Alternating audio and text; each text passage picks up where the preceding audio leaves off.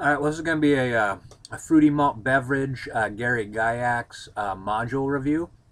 And before geeks freak out, I'm not going to say anything about everything Gary Gygax does is amazing, or did. So I'm not going to say I don't like it. This isn't going to be controversial.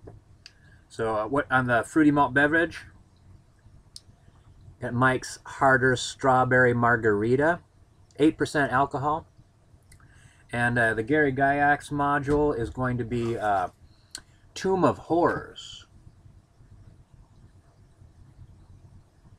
It's like a demi-lich or a semi-demi-lich or a quasi-semi-demi-lich, or God, I wonder if I pronounced that right. Some sort of undead thing.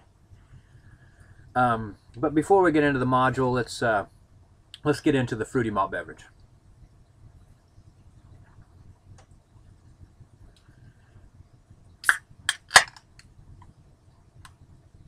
Oh, let's pour this into a glass.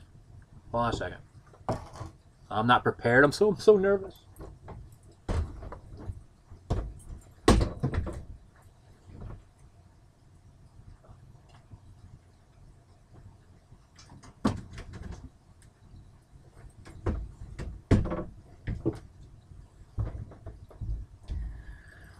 All right. Remember this glass? It's all dirty. It's filthy. But we're going to use it anyway. This is the glass I bought for the coconut review. Oh, even the bottom's filthy. Yuck. Yuck. Let's pour this in here. Smells sugary. It's got that kind of a pinkish purple color to it.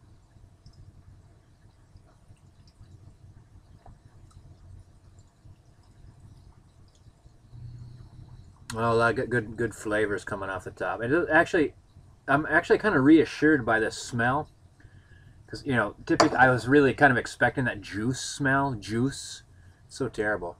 Mel Gibson totally knew what he was talking about when he said he didn't like the juice. Yeah, that tasted like nail polish. This doesn't smell like it's going to taste like nail polish. Let's try it.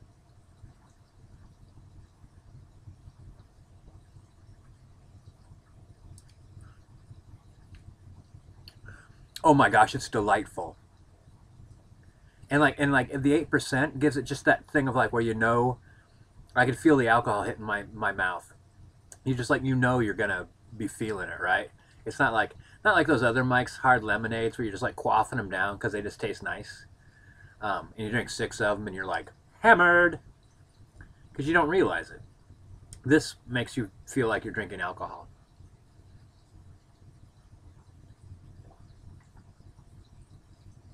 Oh man, that was good. I wonder how much that cost. All right, now we'll get straight to the Dungeons and Dragons. uh, the Tomb of Horrors, excellent for people who are really methodical in what the equipment they're gonna bring. Because once you're in the Tomb of Horrors, you're not gonna be able to leave for anything. Really, you don't need a bunch of combat warriors for this kind of thing. I mean, anyone. I'm not gonna tell you how to clear out a dungeon, but this one almost needs engineers. And you are going to lose some people. You're going to lose a lot of people. Like, I imagine, like, thieves are going to be really handy with this kind of thing. But some of these traps, the only way you could figure them out is you're going to have to trip them. And so someone's going to have to trip them. So you're going to need some people that are going to do that. Or you're going to need to think of something. I don't know. I mean, the trap's going to have to be tripped. How you then take advantage of it, I don't know if you're gonna be throwing goslings into things and see if like they vanish. That's the thing, is like someone, you walk through a doorway and the person vanishes, you don't know where that person goes. How are you gonna work that out? So like, say like, a spoiler alert. Say you walk through one of the doors in here and you get teleported. You get teleported like 30 miles away. You don't know where you're 30 miles away. How are you going to get back? Especially like you're just going to have the equipment that was on you. And how is your party going to know where you went? Unless you have some sort of way to communicate. So, I don't know, it's something to think about. But yeah, peeps are gonna die. You go into the Tomb of Horrors, peeps are gonna die. And another slight spoiler alert: I really can't imagine someone finding the tomb. I mean, the tomb's well hidden. I can't imagine someone finding it. Like the dungeon master would just have to say like, oh, you have to find this one object. And so like when you don't find that object, you're like, well, where haven't we looked? You know, like so. All right, so Gary Gygax, he's the man. Tomb of Horrors, great. Because I guess why this is so good, it's like this is designed to chew people up. So because once you figure it out, traps and stuff like that, you can't play this over and over and over again. But you could go in there and have your entire party wiped out, and then you're like, all right, well, you have to try it again at a later date. You know, like wow, that really killed a huge amount of people. That's fun. And hopefully you're not playing with one of those dungeon masters that keeps your characters.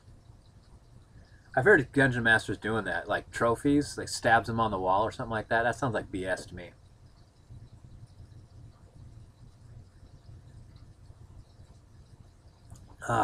So much work goes into character generation and equipment lists and stuff like that. Like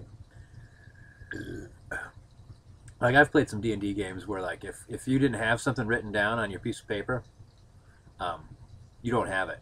Like so that you'd have to actually a lot of times you bring tools and things like that so you could actually MacGyver stuff while you're in dungeons, which is handy. It's helpful. All right, you know the margarita, the Mike's Harder strawberry margarita, delicious. 8% alcohol, hell of a kick. Gary Gygax, Dungeons and Dragons. I say play D&D drunk. Why not?